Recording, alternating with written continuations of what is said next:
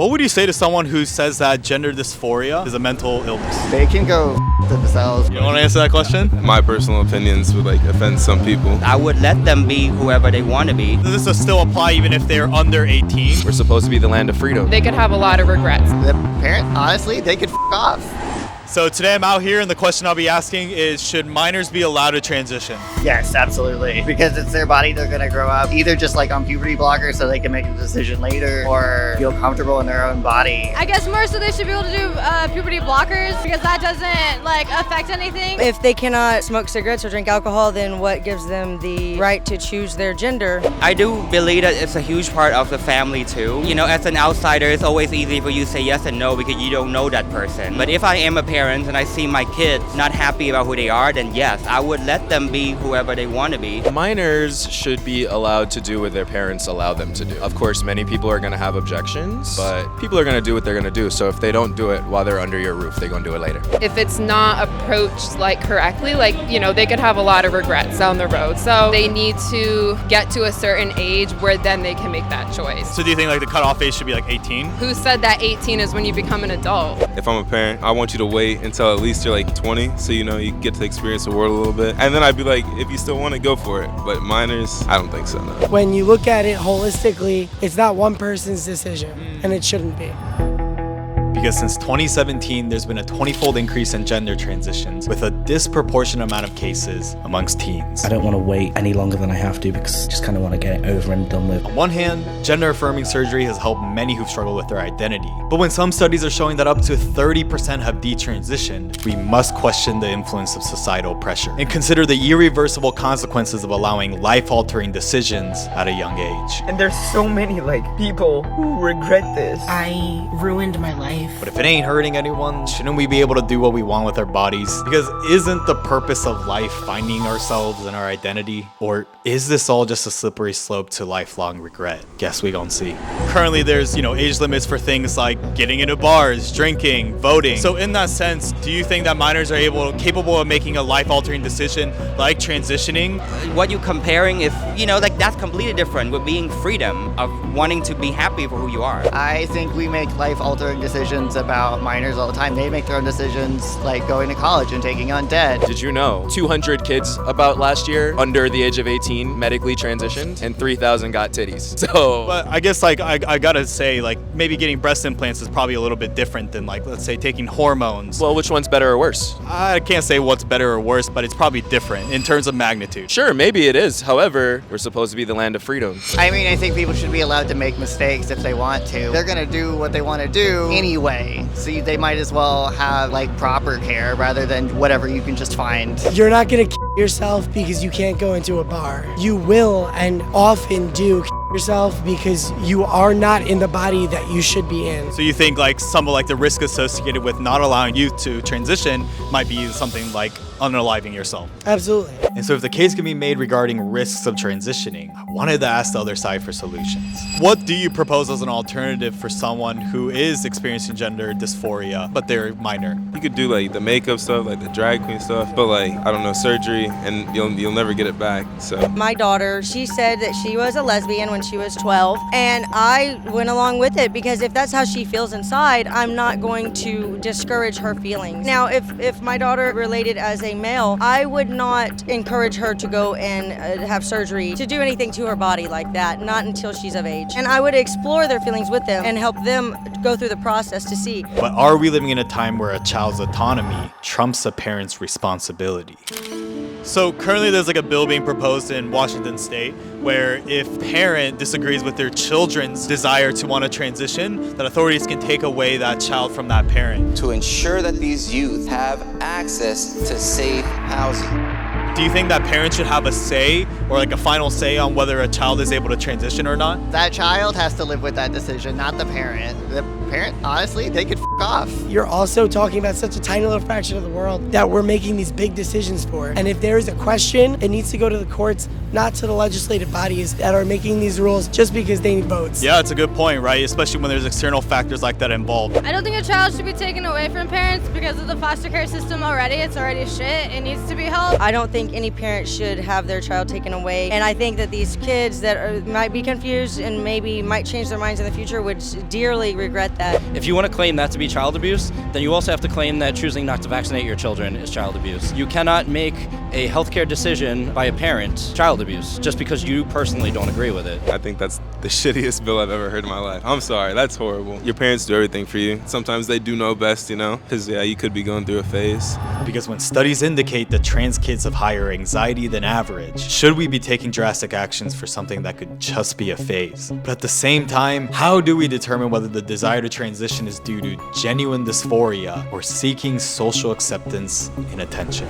If minors are going to be allowed to transition, how big of a role do you think mental health professionals should play in that decision? A huge part, because I was born gay, growing up in Vietnam. The fact that I know that I'm different and I don't have enough support and understanding of who I am, it sucks. Because at the end of the day, if everybody just forcing the negative on that, like you cannot be this, you cannot be that, then they will keep hiding and they would not be happy with it, you know? I don't think a cis woman's had to get a therapy letter for a breast reduction. Oh, so you don't think there should be any intervention? I don't think your mental health therapist should like have the final say so, because that's also another barrier. Like, not everybody can afford therapy. Any good, reasonable, normal American doctor will actually require you therapy before you transition. What would you say to someone who says that gender dysphoria amongst minors is a mental illness? A few decades ago, homosexuality was categorized as mental illness in the DSM, so that's backwards thinking. Well, then you calling gay people basically mental illness then, you know, like, and it's not fair. But like, if you're straight, you have your certain kink in sex or whatsoever, and sometimes it's very strange and up to other people. Is it considered mental illness? They can go themselves. People fix their gender dysphoria all the time. They get breast reductions, breast enlargements, they get filler, Botox. Like, it's already happening. It's just a stigma around trans people. But when there's conflicting studies on medical intervention, it requires careful consideration. Because on one side, studies claim that puberty blockers are safe for children, and that in fact, delaying use can lead to higher chances of depression and anxiety. I spoke briefly of depression and anxiety, but again, it was kind of assumed by everyone that transitioning would alleviate that. But with the human brain still developing well until your mid-20s, should minors be in the driver's seat to make these types of decisions?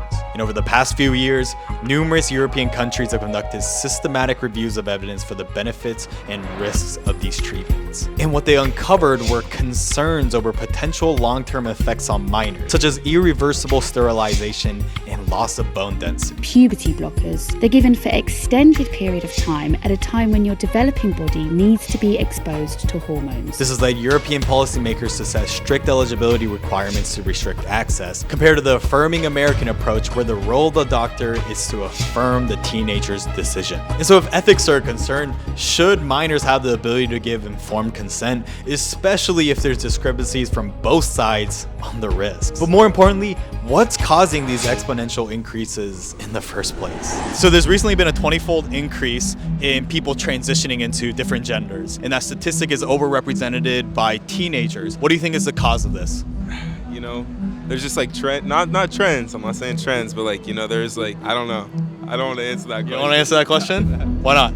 Just because I feel like my personal opinions would like offend some people. Not that they're suddenly more, it's just suddenly they're visible. Like, we've always been here. If you don't mind me asking, have you? Yeah. Okay. I identified as a trans man and now I am comfortably non-binary. Yeah, what age did you first transition? I started transitioning when I was 21. I'm 29 now. Me, when I was 12, I became gothic. That was because of my feelings. I had a lot of emotional trauma. So do you think that it's kind of been a phase that teenagers naturally go through? I agree, yes, but not all of it. Most of it, though, I do agree it would be a phase. It's kind of cool to be gay. The world is opening up to the idea of accepting. When society is more accepting of an idea, you're going to see more of that idea. I think the cause is 2,000 years of people ignoring the fact that gender is a construct. And finally, with the internet, we've come to embrace that. I got married this year, and I fought 10 years ago on the streets of Albany in New York for marriage equality. Those rights enable people in the corners and in the darkness to come out. But wouldn't you say like a 20-fold increase is pretty exponential, right? Yeah, but I still think that's low. But when 82% of trans people have thought about it and 40% have actually attempted to unalive themselves, it's obvious that it's not so simple. On one hand, transitioning can offer freedoms from their identity crisis, and especially when there's a supportive social environment to accept their choices, it is shown to significantly impact their happiness. And in today's age, where we can share experiences at scale, trans youth that have successfully done it can serve as inspirations and raise awareness on the issue. I'm just a human. I'm just a boy. You're so brave. Thank you for being here. But on the other hand, is this consumption of content related to these issues exactly what's contributing to the youth's identity crisis? A controversial study conducted by Brown University professor Dr. Lisa Littman asked parents of transgender children a series of questions to measure their level of support and to hear about their child's transitioning process. I noticed something that was unusual, and I felt that it needed some exploration. And even though the survey revealed a group of highly open and supportive parents, what they found as the cause was shocking.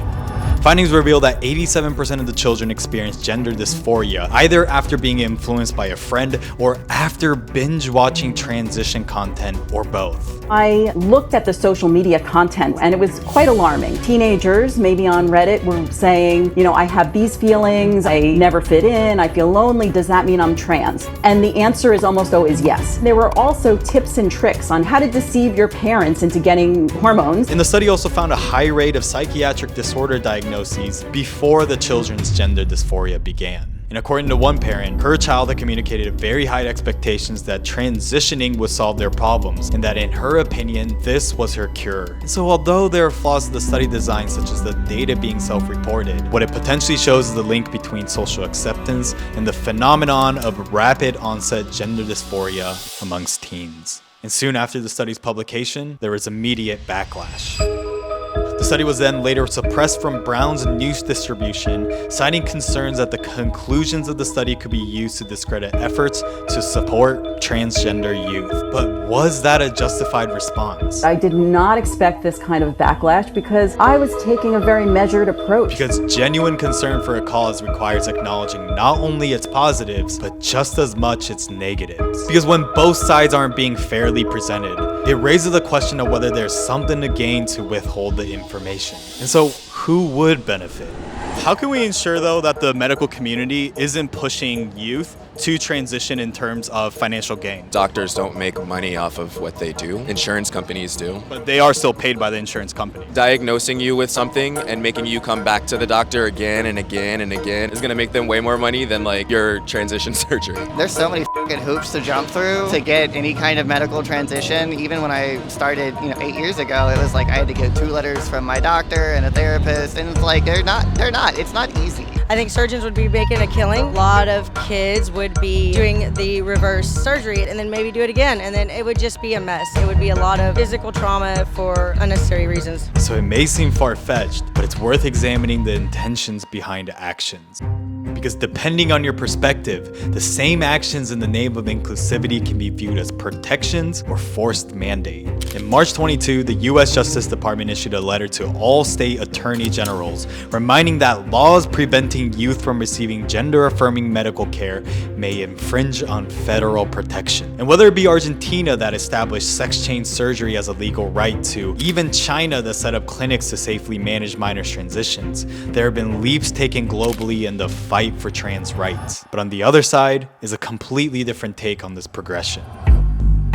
Former President Trump has vowed to punish doctors who provide gender-affirming care to minors, and has labeled the practice child abuse in a push for his upcoming campaign. The left-wing gender insanity being pushed on our children is an act of child abuse. very simple. And he also called for investigations in the pharmaceutical industry and hospitals to determine whether they intentionally covered up horrific long-term effects of sex transitions in order to get rich. Because with the high cost of transition surgeries of up to $140K, and not to mention the risks, is it truly in the best interest of minors, or is it about the money? Dr. Gallagher is a sex change surgeon that has blown up on TikTok with her slogan to eat the teats, to educate viewers on gender-affirming surgeries. And as a self-proclaimed Dr. Tetus Deletus, she has performed numerous surgeries, including minors. But recently, she was reported to the Federal Trade Commission for unfair and deceptive marketing tactics that allegedly influenced teenagers to undergo sex change operations while downplaying the associated risks. And even though the clinic assured that the mission is to amplify transgender voices, it does raise the question, with the US sex change surgery market size continuing to rise year over year, especially among youth, is the push for gender affirmation driven by genuine inclusivity or the desire to create lifelong patience? And when irreversible regret is the potential outcome, what is the importance of encouraging minors to think independently and to avoid external influences in their pursuit of their own identity? Do you think this line of questioning makes me transphobic? That's what conflict is. If you have an opinion on something, then I have an opinion on something. Like, we can have a great conversation. Major, I can see your perspective in a different light, and you can see mine in a different light. So I knew you were coming from the perspective of someone who had questions, and that's where I'm at. I guess intentions matter, right? That part. Yeah.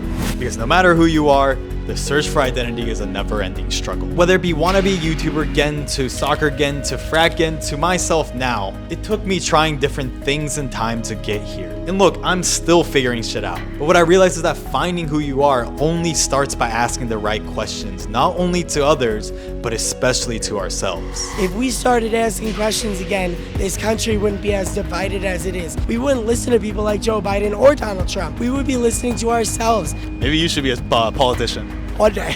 Because it's only then that we can free ourselves from the prison of an identity created by others. And when we finally choose our own path, it's hard to have regrets even if we make mistakes along the way. And that's exactly the mission to explore the unfamiliar. But before you leave, I recently created a Discord with like-minded individuals like yourself where we can debate and discuss these types of topics through the lens of both sides. And I'd love to have your support in building towards our mission together. But if you don't want to, you just want to binge more videos, then you'll like this one next.